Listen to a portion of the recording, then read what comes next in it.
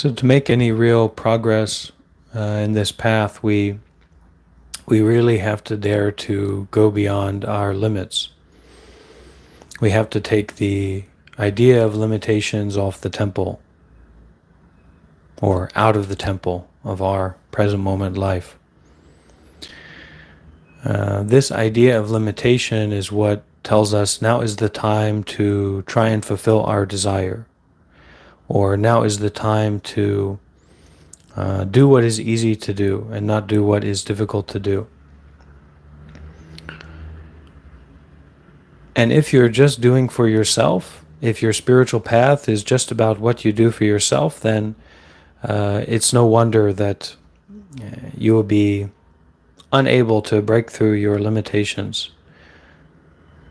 So we have to find a way for our path to be for all, not just for ourselves. That the body is not just for ourselves, that the mind is not just for ourselves, that our possessions, that our housing, that our resources are not just for ourselves, but rather for all. This makes detachment from our possessions, attachment from our body, attachment from our thoughts to be more easy to give away, more easy to let go of. We're all looking for something. We're looking for that cup of coffee. We're looking for that special experience. We're looking for that enlightenment. We're looking for something other than what is already. And the Buddhist path is not to address that thing that you're looking for, but actually to alleviate you of the wrong view of I, of a separate self in this experience. So no matter where you look, high, below, to the left, to the right, inside or outside, you will never actually be able to find this real ego, this real self, this actual person. That real self, that actual person, doesn't exist already. And it's this alreadiness of our Buddha nature or our enlightened mind that actually gives us the space for hope. Because there's not hope for you to become a millionaire. There's not hope for you to fulfill your desire. Not possible. Desire is endless. But there is hope to recognize what is already.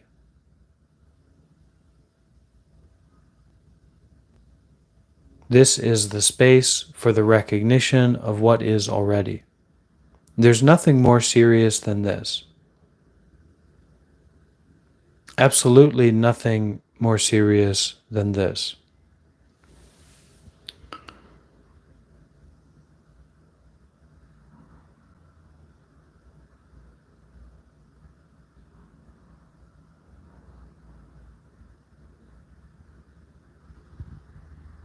To attain to non-action.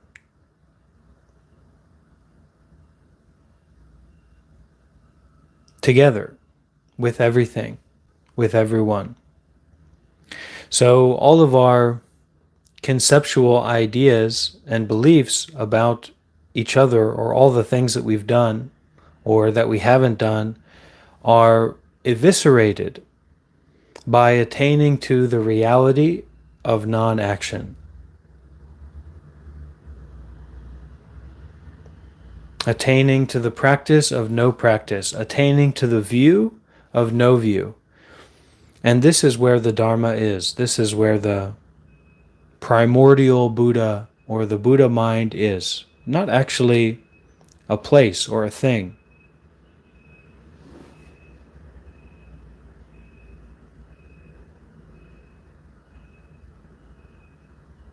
But in the clarity of what is already, without anything needed to be added, without anything needed to be taken away. That you can't add anything actually to this. You can't take away anything actually from this. So what is a person? What is a place? What is an experience that you can't add something to and that you can't take something away from? Well, it's worthless. It's priceless. It's meaningless. It is empty.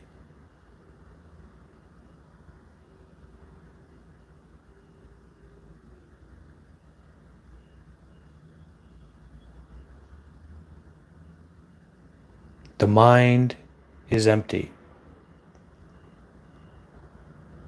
The body is empty. The ego, the self, the structural narrative of interpersonal experiences, places, situations, perspectives, is totally empty. And to become a monk, to become a Buddhist monk like I did and like I was for 7 years, you have to be ready to abandon and renounce your life, but I'll do you one better. Instead of trying to become a monk, renounce your life here and now. Attain to non-action. Attain to non-seeking. That's where real meditation is. If you don't want to practice that, you've got no business becoming a Buddhist monk or anything like that. You're going to suffer much more as a Buddhist monk than you are as a person here in this moment that attains to non-action. You can't become a Buddhist monk. You can't become a Buddhist monk. Because you are already not someone, nor have you ever been someone.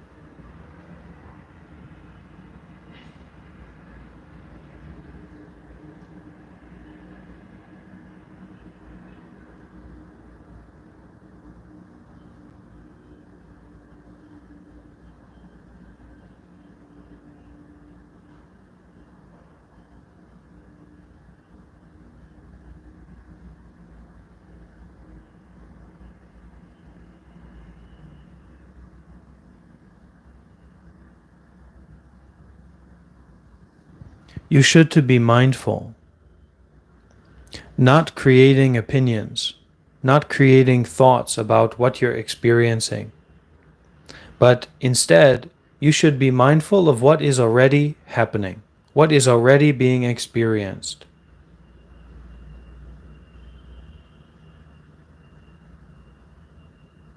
But the mindfulness enough will just be you being aware of being dragged around and involved in thoughts and involved in experiences. So you need to be mindful and dare to detach, dare to renounce, dare to give up, dare to give up your path. What kind of path? The path of seeking. The path of telling other people what you think. The path of doing something, being someone. The path of working for yourself. The path of trying to reach your goals.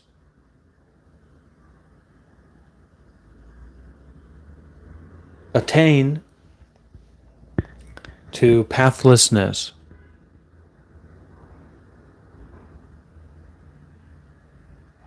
No path, no attainment, no hope, a full release, a complete release, utter hopelessness, utter openness with what is already, not with seeking, not with chasing after, not with looking for.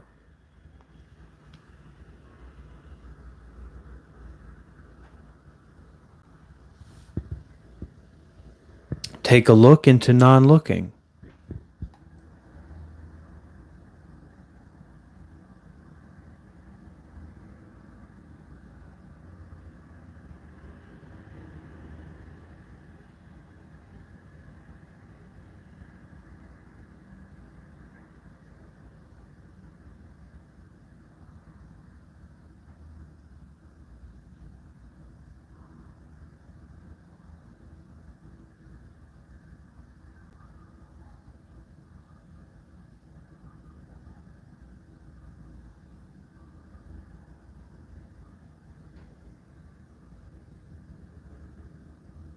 Not being entertained and not being involved, not even being aware, not even a single thing.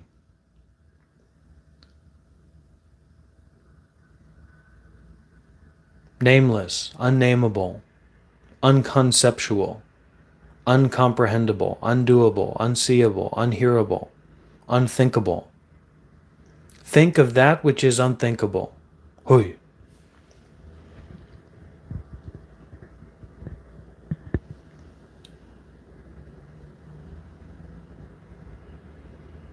As great Zen master Dogen once said, think non-thinking. Don't ask questions. Don't give opinions. Don't leave comments.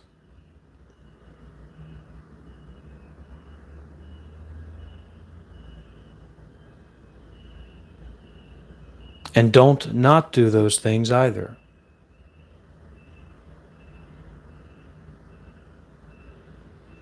Stop fixating on, stop grasping on gas in the mind. You know what most people's heads are full of. Most people's heads are full of human feces.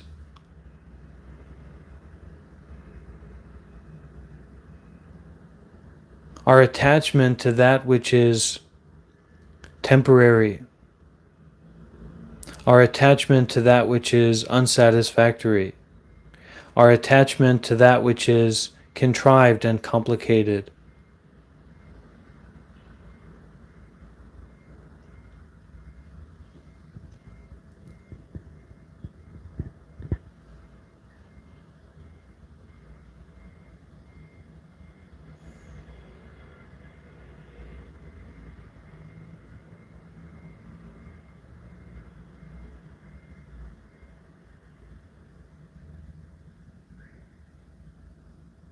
What about when you're not in control? What about when you're not the boss? What about when you're not the thinker? What about when you're not being controlled? What about when you're not being told to think? What about thoughtlessness?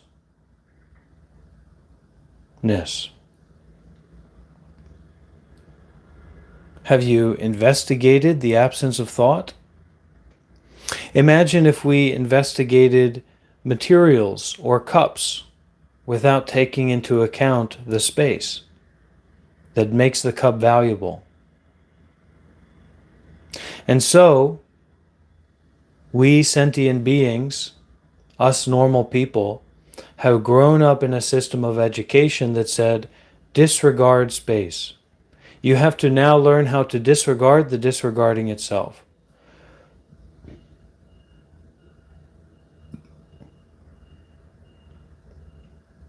Our only hope is space. It has nothing to do with getting to the moon. It has nothing to do with going over there. It has nothing to do with our objective or plan or goal. or idea that we are trying to make reality meet.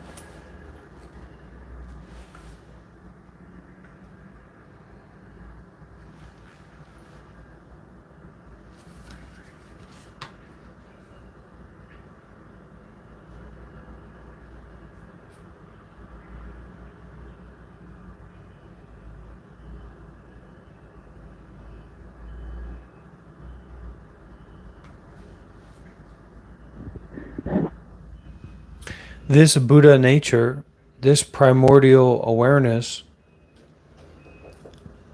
is that which was there before you were born. It is that which, if it was not here now, you would have no existence.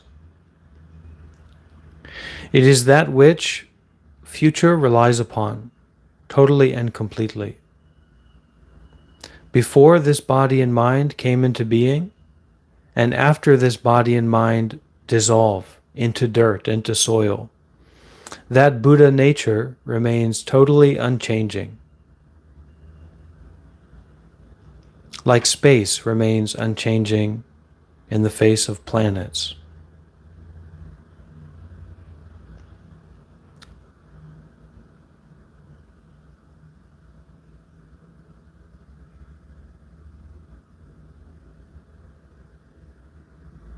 Like the awareness which allows thoughts to arise and dissipate does not change according to thoughts.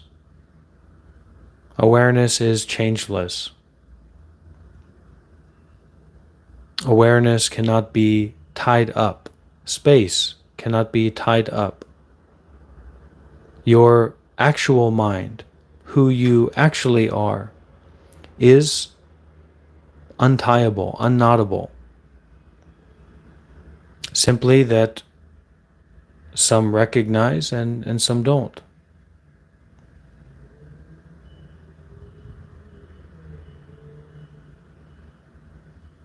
You don't have to do anything with enlightenment or do anything with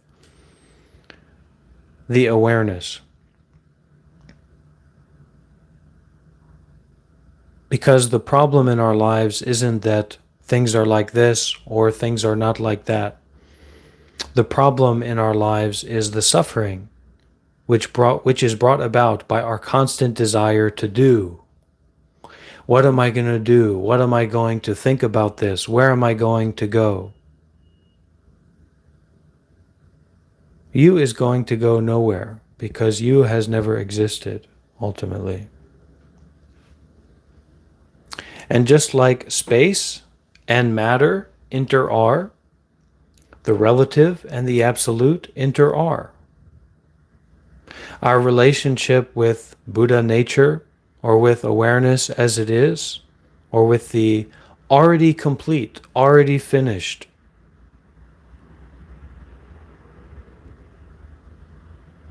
there's also much work to be done.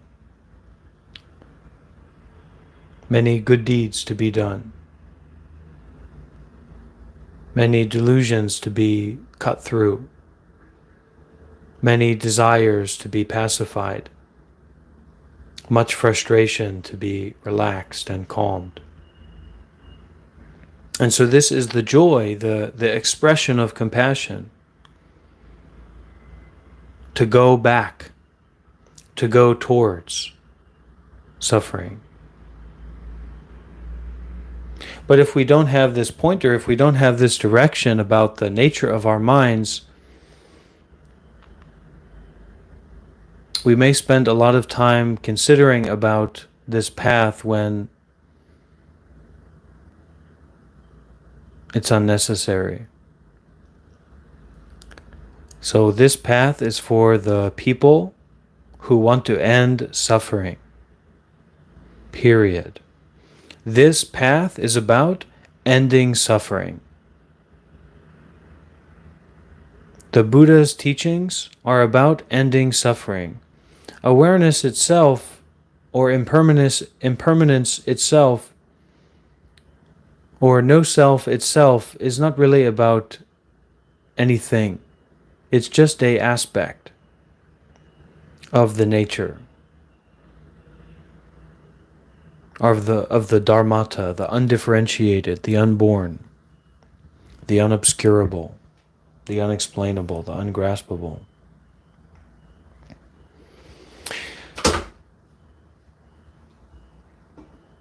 So this Buddha nature, this enlightenment nature, is continuously present in us as well as in everyone else, without any exception whatsoever. It is, in essence, forever unobscured. It does not increase or decrease. So let's say then that this is a thing that has no increase and no decrease. Your bank account can increase and decrease. Your health can increase and decrease. Your social status can increase and decrease. The Buddha nature, or unencumbered wisdom awareness,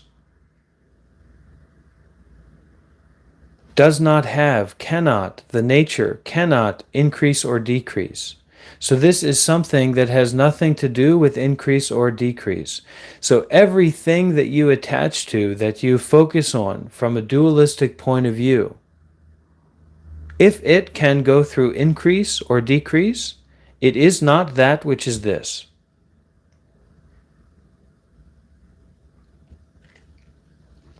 So this Buddha nature is continuously present in us, as well as in everyone else, without any exception whatsoever. It is, in essence, forever unobscured. It does not increase or decrease. It is not sometimes covered or uncovered.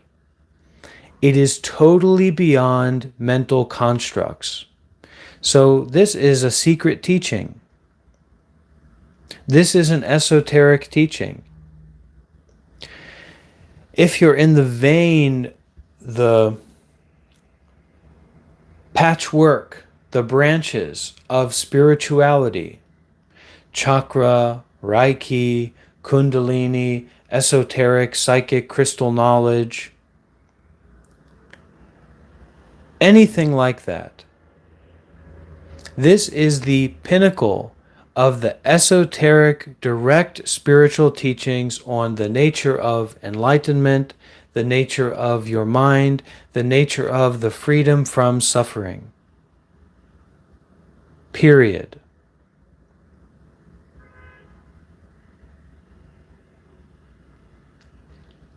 This Buddha nature, it is totally beyond mental constructs. It does not change in size. It is not that someone has a big Buddha nature and somebody else has a small one. That is a wrong view. That is a wrong understanding. There is no difference in quality either. It is continuously present to the same extent in everyone. To recognize the Buddha nature present in oneself is called the view, the right view. To recognize the Buddha nature within oneself is called right view, or the view. To sustain the continuity of that correctly is called meditation or training. To mingle that with daily activities and act in accordance with the Dharma is called action or conduct. And to realize it as totally unobscured, like the sun shining with unchanging brilliance in the sky, is called fruition. So the path and the fruit of the view, the fruit of the daily activities that are in accordance with the Dharma. We need to recognize the view. We need to recognize our Buddha nature. And I would say we need to recognize our robust and fortuitous and flourishing constant capacity for mindfulness and detachment, for mindfulness without attachment. We need to recognize the view. We need to recognize our Buddha nature. Although it is something we already have, we need to acknowledge what we possess. Although it is something that we already have, we need to acknowledge what we possess. The preliminary practices, the development stage, and so forth are all meant to enable us to recognize the Buddha nature. They are like helpers, assistants.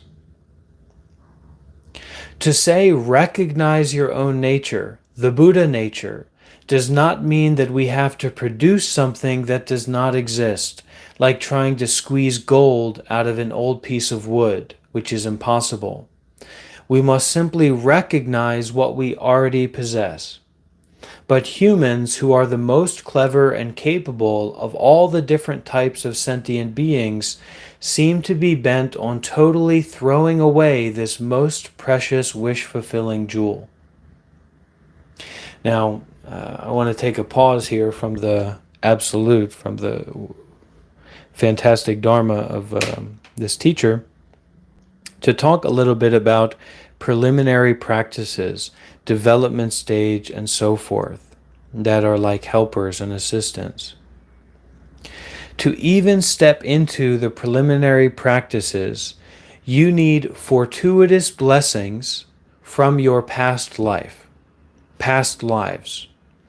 How many people are there in America, on TikTok, in the modern capitalist world and society, that are head over heels about chakra and kundalini awakenings and going to the yoga studio so that they have a firm butt, and are dealing with suffering and want to end suffering, but they never have a chance to come across the true teachings. And if they come across the true teachings, they never have a chance to connect with those teachings enough to have enough faith to then go into preliminary practices or following the path. Until you have blessings from your past lives, and more directly, more poignantly and clearly to say right now, that your capacity to relate to these teachings now that have nothing to do with me or you individually directly means that you have blessings. To be able to listen to the Dharma and connect with the Dharma now means that you have blessings from past lives. There's no other two ways about it. To have enough faith to accept that allows you to move into preliminary practices and the development stage. Preliminary practice is that you become a donor, or you become a volunteer, or you become a meditator, or you become a yogi that's concerned with the path, that's concerned with the Buddha Dharma, that's concerned with the teachings that are specifically and only about the ending of suffering. Buddhism is only about the ending of suffering. And it is the most robust and congruent and sustained tradition of only focusing on that in all of known human history. Period. And anyway, there's no room to debate about it here.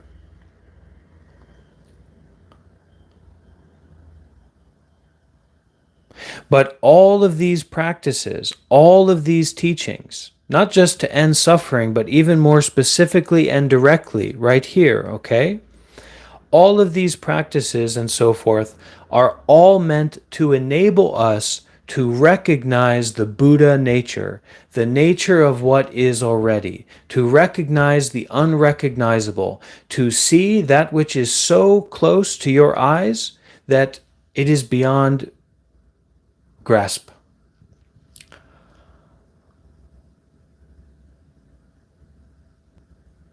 Like a fish trying to see the water, like a bird trying to do calculus with the movement of the air. That's how real this is. And so in Buddhism, sickness, old age, and death are called holy messenger events. When you have a big, holy messengers, and when you have a big situation, a big experience of that, that is a holy messenger event. Recently, I've been talking with a man who's, I think, in his 30s, and he's in hospice, and basically in hospice, and he can only stay awake about 1 hour a day. And the rest of the time, he's completely debilitated. This is a fortuitous and grand opportunity to practice the Dharma, to understand that these teachings are essential, to understand that these teachings are more valuable than you getting the job that you want, that these teachings are more valuable than you getting the relationship that you want, that these teachings are more valuable than you getting a $500,000 car. That's faith. That's blessings. That's stepping into the ability to do the preliminary practices of self-sacrifice, of sweeping, cleaning, and eating and drinking the difficulties, the dark things that come up. To say, recognize your own nature, the Buddha nature, does not mean that we have to produce something that does not exist, like trying to squeeze gold out of a piece of wood, which is impossible. We must simply recognize what we already possess. But as humans, who are the most clever and capable of all the different types of sentient beings, seem to be bent on totally throwing away this most precious wish-fulfilling jewel. Now, that is why it is said that these surprising and intense and massive experiences of sickness, old age, and death are holy messenger events, because it is our cleverness and our capableness, all these different types of thinking and comprehending and building systems of attachment, that we don't recognize that suffering, sickness, old age, and death are coming for us all, and that our food, our car, our possessions, our money, our wealth, our status, our relationships cannot save us. That the most wonderful expensive house, the most wonderful expensive car, the most wonderful expensive clothes and jewels that you can imagine and relationships that you can imagine cannot help you, cannot save you, cannot protect you from sickness, old age, and death, whereas the Dharma can.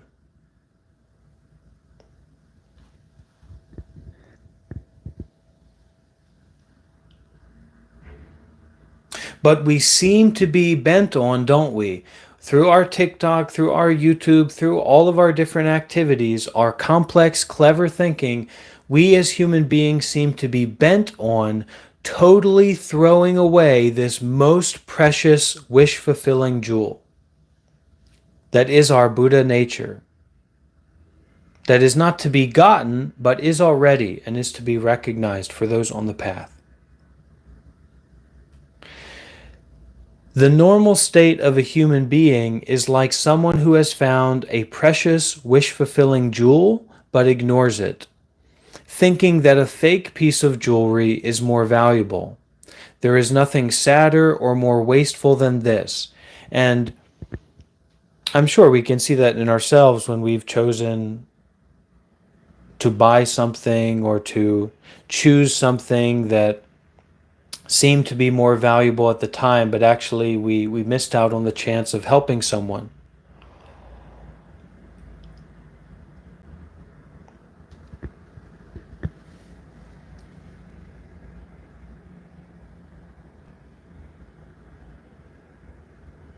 Think very hard about this. Try to understand that the situation we are in now is like holding a wish-fulfilling jewel right in our hand. It is not easy to take rebirth as a human being, and it is definitely not easy to gain a precious human body with its opportunity to practice the Dharma.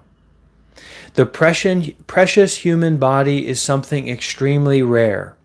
If we do not use the opportunity we have right now, there is no guarantee whatsoever that we will be human in our next life. In fact, it is almost certain that we will not, because the habitual negative karmic patterns are so strong. This short opening right now will soon be covered up again for eons and eons before we have another chance to be a human. Please think sincerely about this. Is there any greater waste than throwing away a wish-fulfilling jewel when you finally find one? If we didn't already have this wish-fulfilling jewel, it would be difficult to find. But as a matter of fact, through all our beginningless lifetimes, we have never been without it. If we were told, you must possess a wish-fulfilling jewel, then we would be in trouble, because we would suddenly have to come up with something we don't possess. But the wish-fulfilling jewel of Buddha nature is already present in us. It is because of our ignorance and delusion that we do not recognize it and continue life after life among the 6 classes of sentient beings. How sad that people throw away what is really valuable and instead chase after food, wealth, a good reputation, and praise. But if we do not take hold of what is truly valuable in this lifetime, we will just continue endlessly in samsaric existence. I am not asking you to understand this, because of course you already do. I am simply reminding you. The Buddha nature, the Sugata Garbha, is already present as the nature of our own mind, just like the unchanging brilliance of the sun shining in the sky. But due to our ordinary dualistic thinking, this sun of the Buddha nature is not evident. We don't see it. Not even a fraction of the innate qualities of Buddhahood are manifest in the state of mind of a normal person. The conceptual thoughts, this is specific, this is not vague. The conceptual thoughts, the dualistic thoughts, the cognitive, crunky, this and that thoughts, the conceptual thoughts that we have day and night obscure our Buddha nature, just like the sun in the sky is momentarily covered by clouds and seems to be obscured. Due to the passing clouds of ignorance, we do not recognize the Buddha nature. The ever-present Buddha nature, or mind that is free, or nibbana, or enlightenment, or awareness as it is free from suffering, or peaceful realization of what is already without effort.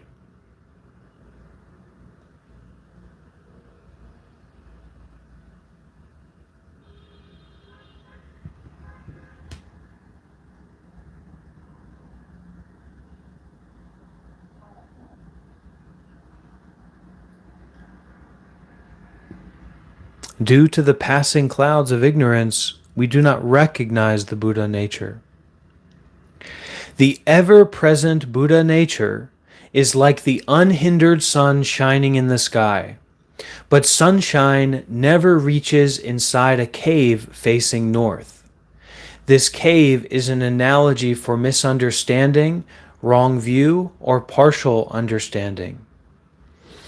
And this, this is very often just expressed not in like a way where you need to do the numbers and you need to do the math and you need to do research and figure things out. It's expressed in dualistic conceptual thinking, in teaching dualistic conceptual thinking, in your position being dualistic conceptual thinking.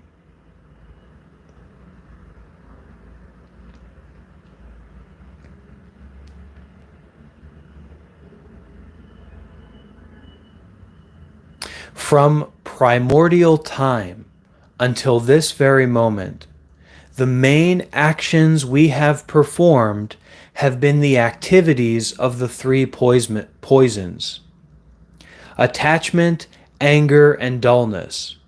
We have continuously engaged in liking, disliking, and remaining indifferent, not just in one or two lives, but throughout countless lifetimes. Mind beyond concepts refers to the situation of being free of the three poisons, being free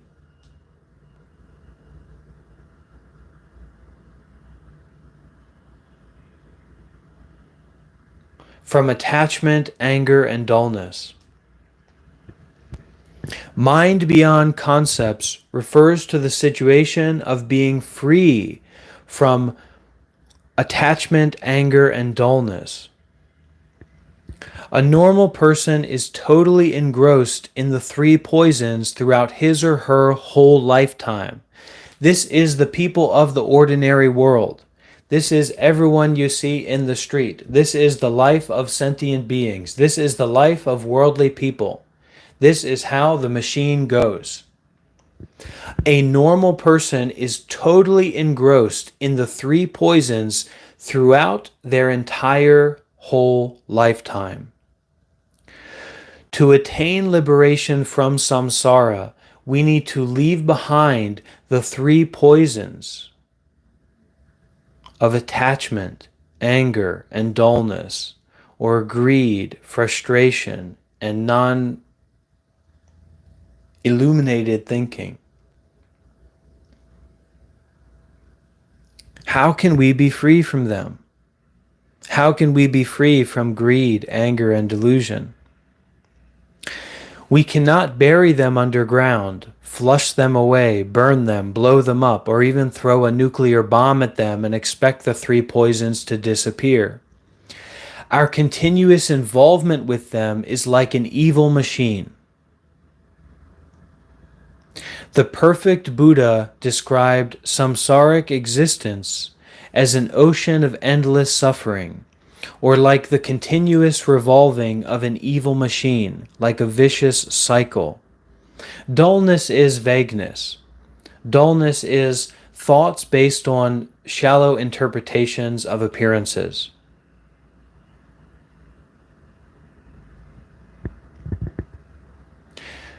The perfect Buddha described samsaric existence as an ocean of endless suffering, or like the continuous revolving of an evil machine, like a vicious circle. Real evil is not in bad people doing bad things. Real evil is in the continuous machine of involvement with our greed, our anger, and our desire. It is our lack of relationship with detachment, peacefulness, and bright, clear awareness that's not based on things. We need to apply a method to liberate ourselves and all other sentient beings from the ocean of samsara.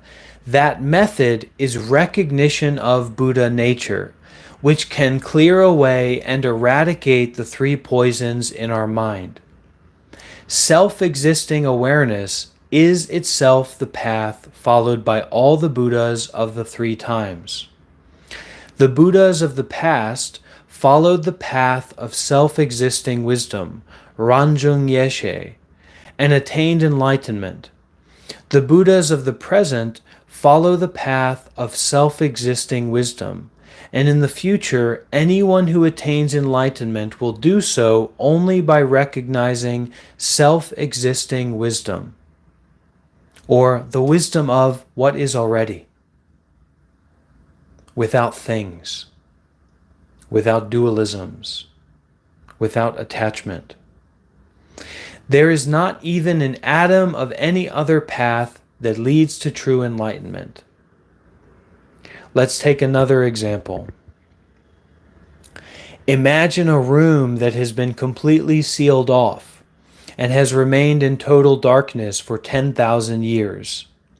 The ignorant state of mind of a normal person who does not recognize the nature of mind, the Buddha nature, is like the dense darkness inside that room.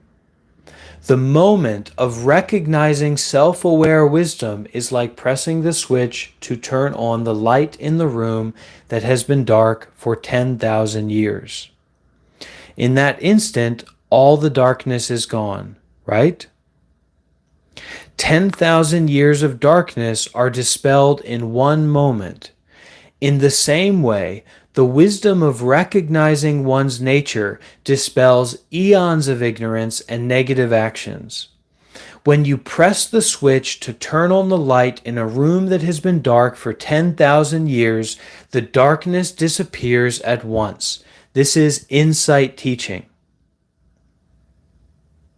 This is wisdom teaching. This is not about you figuring out a way to improve your ego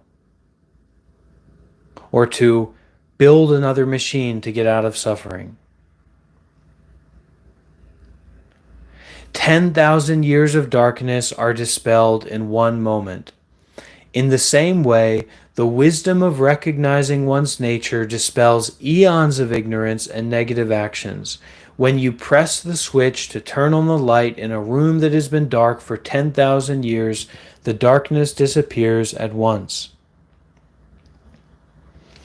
If all the windows and the doors in the room were closed, we would be unable to see anything. But when the light comes on, we can see everything perfectly.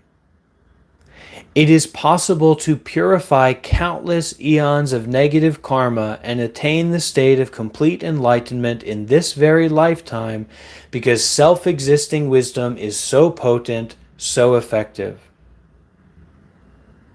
Now I will give a name to our Buddha nature. It is called empty and cognizant self-existing wakefulness. Empty and cognizant self-existing wakefulness. The empty aspect, the essence, is like space that pervades everywhere.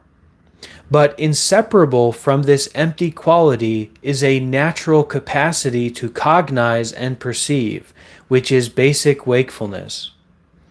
Buddha nature is called self-existing because it is not made out of anything or created by anyone. Self-existing means uncreated by causes in the beginning and undestroyed by circumstances in the end. This self-existing wakefulness is present in all beings without a single exception. Our thinking and self-existing wakefulness are never apart. The thinking mind is called expression, while the basic wakefulness is called essence. Thus, there are actually two names for the mind. In the case of an ignorant sentient being, the mind is called empty cognizance with a core of ignorance. The mind of all Buddhas is called empty cognizance with a core of awareness, or Rigpa. In order to enable us to recognize or know our own essence, the teacher, the Vajra master, gives what is called the pointing out instruction. It is for that single purpose. And yet, what he points out is not something we don't already have. We already possess the Buddha nature. First, we must recognize our own nature, our essence. Next, we must endeavor with great diligence to continuously sustain that recognition, which is called training. Finally, reaching the state where not even an iota of conceptual thinking remains, when conceptual thinking is totally purified, is called the attainment of stability. This stability is also known as the complete enlightenment of Buddhahood. Another analogy is the seed of a flower. Knowing it's a seed corresponds to recognizing our Buddha nature. After it has been planted and watered and starts to sprout leaves, a stamen, and petals, that is called training. When the flower is finally fully grown with beautiful multicolored blossoms, that corresponds to the attainment of stability. The seed of a flower does not look like a flower in full bloom, but a seed that is the unmistaken seed of a beautiful flower can be planted and it will grow into one.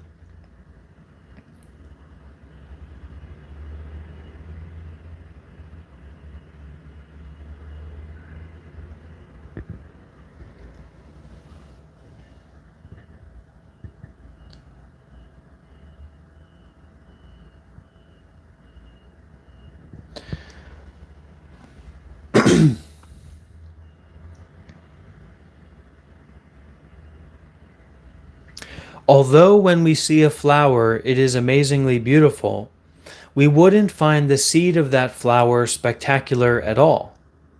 In the same way, do not expect the recognition of mind essence to be something spectacular. But when the recognition has been stabilized, as in the case of a Buddha, the state of complete enlightenment contains many great qualities, like the fourfold fearlessnesses, the 10 powers, the 18 unique qualities, and so forth. The state of Buddhahood also contains the capacity to transform an instant into an eon and an eon into an instant.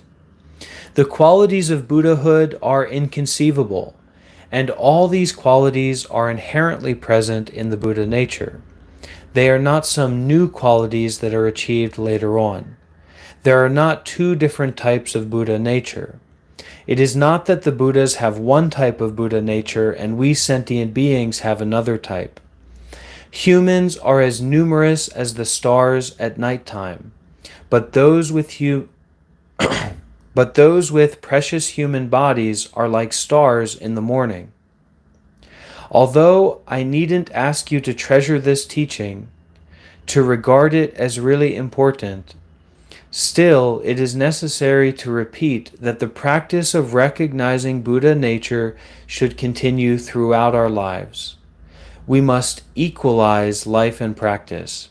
In other words, we should not practice only for a short time and then abandon the Dharma. We should train for as long as we live. From Tulkyu Urgyen Rinpoche, As It Is, Volume 1, The Four Dharmas of Gampopa, and a little bit of Rob thrown in there. Well, it can appear that way.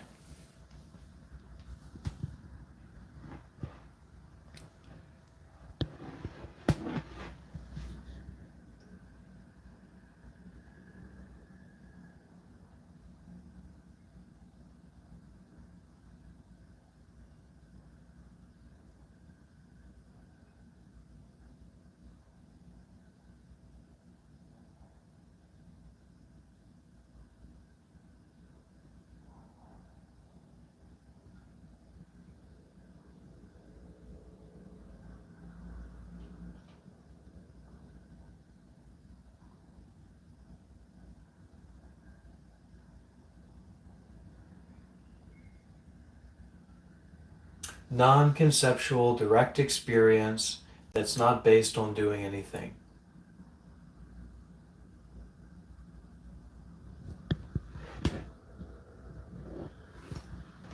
Non-conceptual, sustained, direct experience that is not based on doing anything, or understanding anything, or being anything.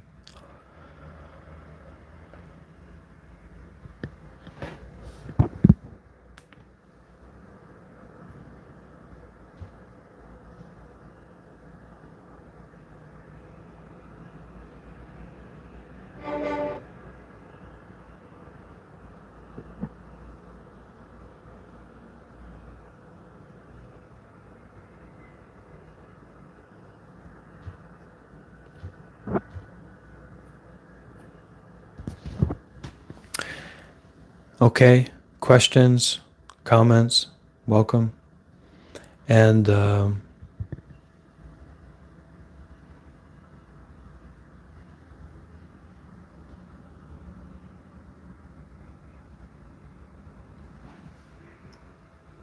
thank you.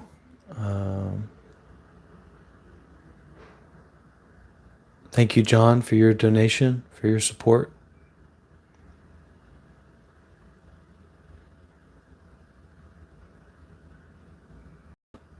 Thank you for your practice of generosity.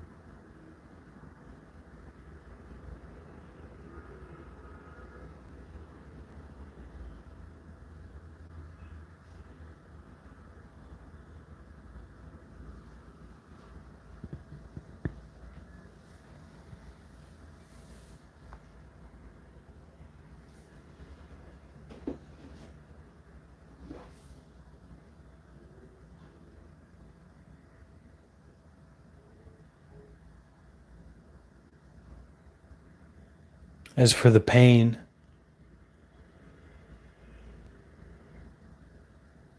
sometimes that pain is mental and sometimes it's physical. See it just as it is. Now, with physical pain,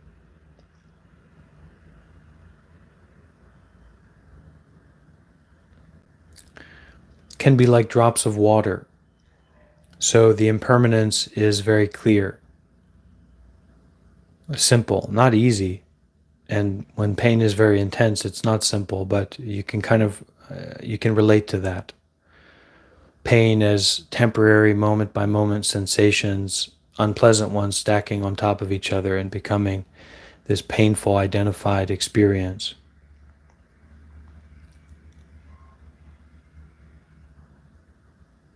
And actually with thoughts, it's the same, because how many thoughts have you had in your life? How many thoughts do you remember now? It's just that we've experienced trauma, we've been traumatized.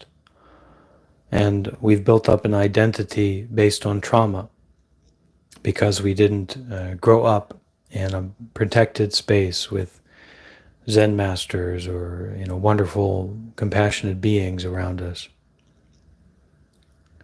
So some thoughts, some memories, some things come up again and again. See them impersonally.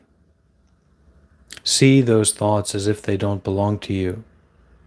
See the sensations of pain as if they don't belong to you. And endure. Endure with what? The mind of awareness. The training and returning to and abiding in the stability of the mind of awareness. But remembering that this mind or this original nature is already, and it's not something that you can get.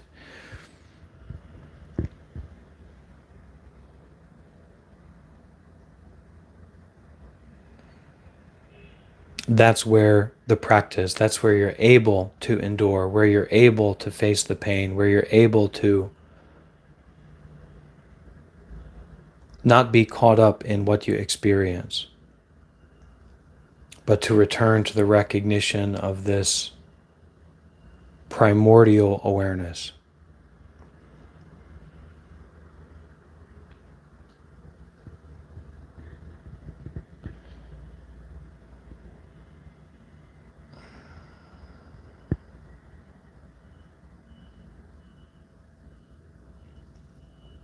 For example, I can share right now I'm experiencing a lot of pain, physical pain.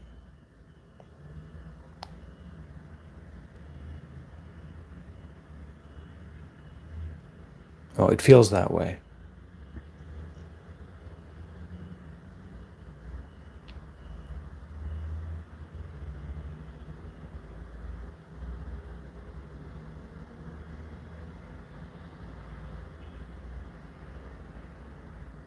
So to endure that pain, to not be controlled by that physical appearance, to release the sense of self, to release the sense of someone who's in pain, to release the sense of judging experience, so that it's just a sensation. Might be pleasant, might be neutral, might be unpleasant, but I don't need to suffer just because there's pain. I don't need to build an identity based on certain thoughts that come into my mind just because those thoughts come into the mind. And the my here is kind of ridiculous. There is no my. There is no ownership. Nobody can possess enlightenment just in the same way that no one can possess their trauma. We are beset by possession. That's the problem of the modern world, and that's the problem of ourselves, our bodies and minds, our heart, our soul, is that we are beset with possessiveness. So instead of just experiencing pain, you see it as your pain or my pain. And then you're controlled by that. You're influenced by that. You're drawn around by that. So don't be drawn around by it. Endure. Be mindful and detach. That is the path. And we can only do that, and it's only wise to do that, because this original nature, this ever new impermanent nature, is as undeniable as the sky. If you want to deny the truth of ever new impermanent nature, go out and try to deny the sky. So if you learn to use the power of impermanence, if you learn to use the power of ever new impermanent nature, you now have something to let go of yourself completely and fully into the path, into being free from suffering. Buddhism is only about being free from suffering. And when we get success individually as being free from suffering, compassion arises naturally. We want to help others naturally. We want to work together to help others. Not by choice, not by ego, but it's just a natural expression of wisdom. Because it becomes very, very clear that this body is not my body. So the compassion, the wisdom, the insight into impermanence, into no self, applies to everything. It makes you together with everything, instead of this small isolated self that's trying to deal with their own problems. Anyway, that's not a very good way to live. Living in community is better than living alone for 99% of people. And how many of us actually have the chance to live in community, to help and to serve, to offer?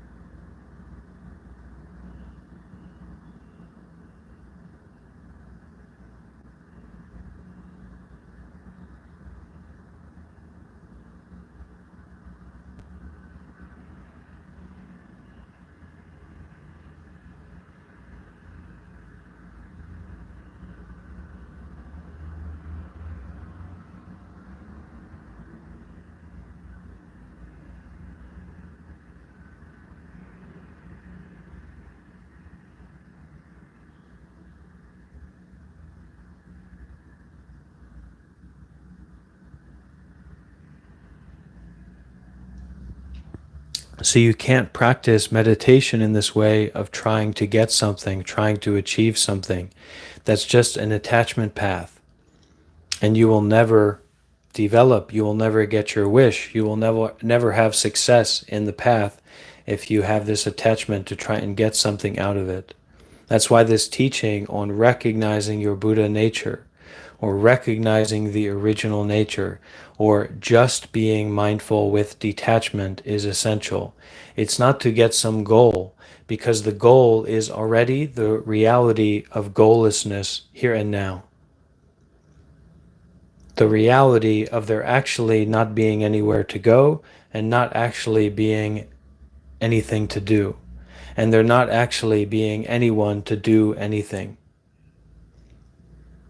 All phenomena, material phenomena and mental phenomena, are just cause and effect only. Cause and effect of ever new impermanent nature, and any particular phenomena that you may fixate on and try to attach to is inherently unsatisfactory.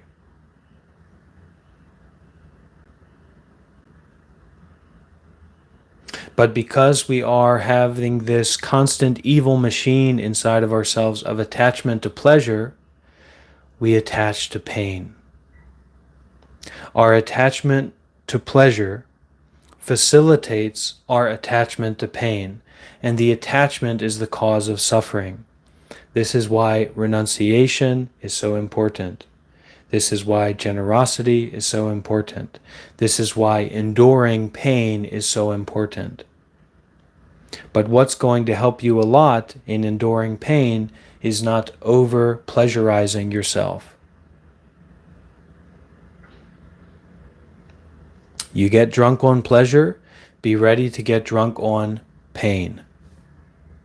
You get drunk on fame, get ready to get drunk on shame, opposite of fame. You get drunk on profit, on your wealth development, get ready to get drunk on loss. Nobody gets out alive. Nobody gets out without sickness and death.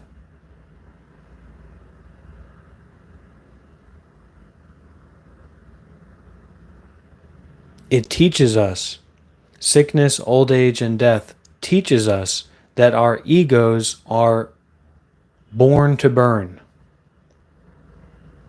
That all these things that we attach to are inherently unworthy of attachment, because they will degrade, because they will fall apart, because they are subject to burning, they are subject to ending. If you attach to something that is inherently subject to ending, it's a losing fight from the start. You're starting a war that you can't win.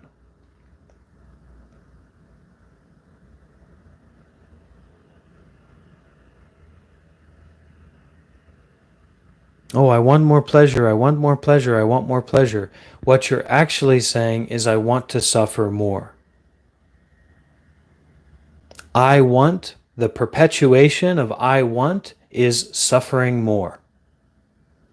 Recognizing our Buddha mind, recognizing ever new impermanent nature, practicing mindfulness with detachment is to stop the evil machine of wanting.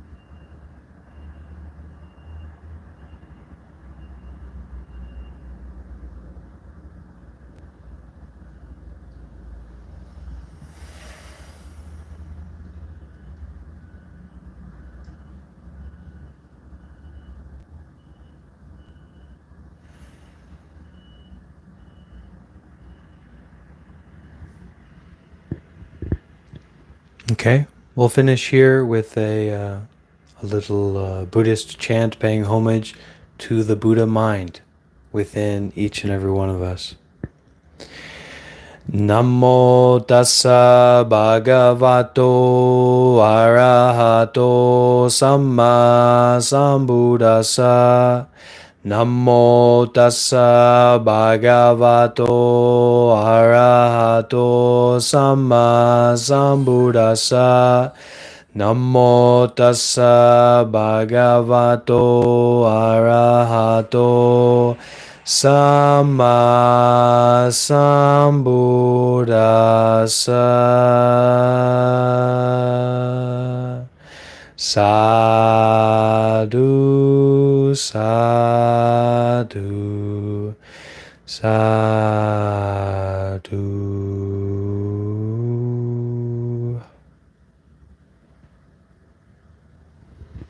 Be well on the path, my friends, and remember that what you're searching for is already.